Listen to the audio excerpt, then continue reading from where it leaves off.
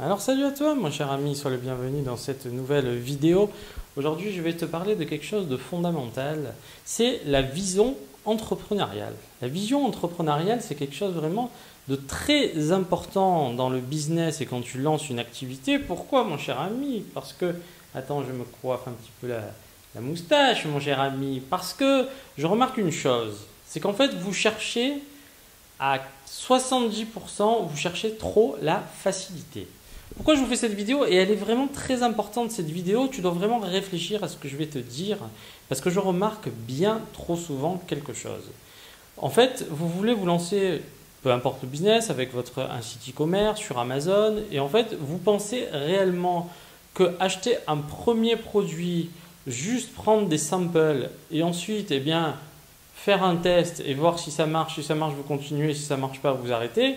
Vous avez une vision vraiment trop étroite de votre business et c'est le principal problème. Vraiment, je tiens à mettre un point d'honneur là-dessus parce qu'avoir une vision entrepreneuriale, c'est vraiment se mettre en tête que vous allez créer un projet, que ce projet, vous allez tout faire pour le mener à bien. Et est-ce que vous pensez réellement que mener un projet, créer une activité sur Amazon en tant que seller, je vais vendre mes produits sur Amazon, est-ce que vous pensez vraiment qu'il suffit d'acheter un produit, quelques échantillons pour que tout fonctionne? Et c'est là le principal problème. Et j'avais une discussion avec une personne là, que je coach et je lui expliquais et je lui disais en fait tu n'as pas le bon raisonnement. Le bon raisonnement devrait être le suivant. Tu es en train de créer une activité. Tu dois avoir une vision assez large et de la même manière tout le monde commence en étant auto-entrepreneur. C'est peut-être, je ne sais pas si c'est une bonne chose au final. Parce qu'en fait, en commençant en auto-entrepreneur, ok, vous limitez la casse, mais en fait, psychologiquement, vous voyez petit.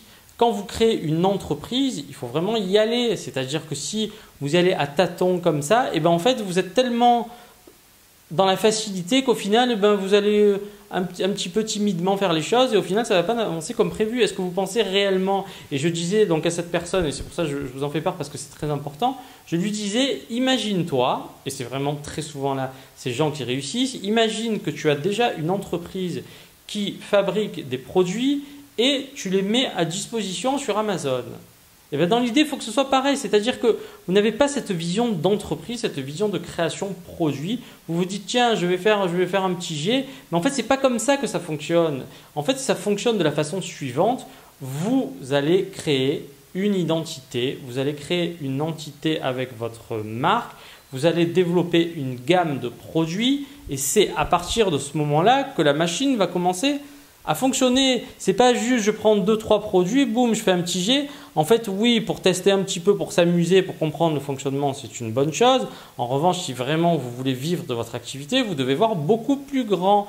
Et encore une fois, eh bien, ce n'est pas parce que, eh bien, il y a des produits qui sont dynamiques, tout le monde fait la même chose. Je constate une chose, c'est qu'en fait, il y a très peu de personnes qui ont cette approche un petit peu plus originale et qui se disent tiens, je vais prendre l'existant et je vais voir réellement qu'est-ce que je pourrais améliorer, tester un produit qui vous plaît, regarder ce qui va, regarder ce qui ne va pas et aller creuser dans ce sens-là. C'est vraiment très important de faire ce pas. Il faut vraiment que vous... C'est difficile à expliquer, mais c'est pourtant fondamental dans le sens où quand vous allez sourcer vos produits, si tout le monde fait la même chose, comment vous allez vous différencier? Et encore une fois, eh bien, je suis navré de vous le dire, mais moi, à chaque fois que ça a fonctionné, alors au début, ben moi, j'ai tellement envoyé de produits, mais à l'époque, je ne connaissais pas grand-chose. Mais maintenant que je te donne vraiment, j'ai beaucoup de recul maintenant. Et écoute vraiment ce que je te dis parce que c'est fondamental. Essaie de te dire, tiens, aujourd'hui, je pars de zéro, je vais créer mon activité, je vais créer ma boîte, je vais créer mon activité. C'est pas genre, je fais mon petit truc. Alors oui, si tu veux gagner 500 000 euros par mois, ok, tu peux le faire comme ça. Mais si vraiment tu veux bien gagner ta vie, c'est vraiment une approche qui doit être complètement différente. C'est vraiment une approche entrepreneuriale avec une vision assez large. C'est-à-dire qu'il ne suffit pas de dire tiens, je vais faire mes petits trucs, là, je vais aller prendre un produit par-ci, un produit, j'ai 2 produits. Et puis les produits ne se vendent pas et il y en a plein dans cette situation. Et encore une fois, ça me fait de la peine quelque part. En fait, vous avez très peu d'estime de votre business. Ils mettent 2 produits, les produits ne fonctionnent pas comme prévu. Oh, c'est de la merde Amazon. Mais est-ce que tu crois que c'est aussi simple?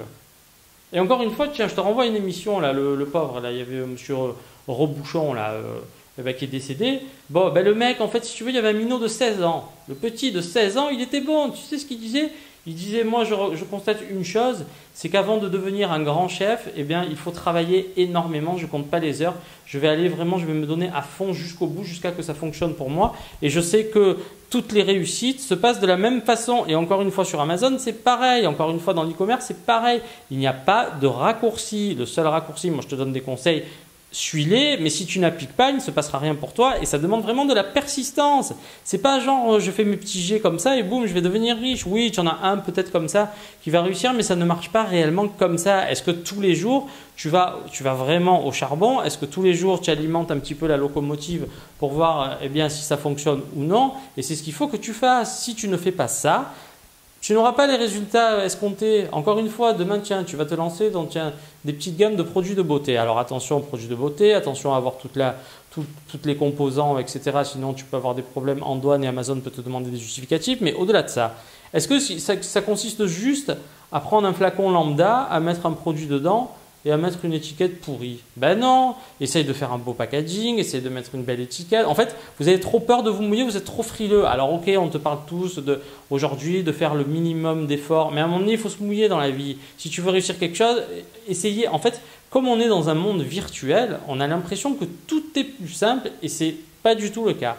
Encore une fois, si demain vous prenez un fonds de commerce, vous allez ouvrir, tiens, vous adorez les fleurs, vous voulez ouvrir une boutique, un fleuriste. Eh bien, si votre boutique ne donne pas envie, si vos fleurs ne sont pas belles, si vous emballez mal vos produits, si votre emplacement est mauvais, eh bien, il ne va rien se passer pour vous. Alors pourquoi dans le monde virtuel, tout devrait être plus simple? C'est la même chose, c'est juste le canal de distribution qui est différent. Mais tout est pareil. C'est physique, un produit c'est physique, vous l'avez entre les mains, il y a des clients, c'est juste qu'en fait, ils achètent par correspondant. Donc donnez-vous les moyens. Là aussi, est-ce que peu de gens le savent, mais je le répète, il faut savoir qu'Amazon enregistre le trafic externe qui vient vers vos produits. C'est-à-dire que moi, je vous encourage vraiment, même s'il n'y a pas des retombées, c'est bénéfique pour vous positionner un peu mieux dans vos listings, c'est de faire de la pub sur Facebook, de faire de la pub Google AdWords, de faire des articles de blog, de mettre des vidéos sur YouTube de vos produits et de tout renvoyer sur les listings d'Amazon. Qui le fait? En fait, vous êtes trop passif, dans votre business. C'est-à-dire qu'en fait, vous attendez, vous dites tiens, je vais lancer mon produit, je vais faire 2-3 techniques et je vais attendre que ça se passe. Mais allez chercher, allez jusqu'au bout des choses. Si vous ne faites pas ça, ne vous étonnez pas des résultats. Prenez du recul et dites-vous qu'est-ce que j'ai fait réellement pour que ça fonctionne.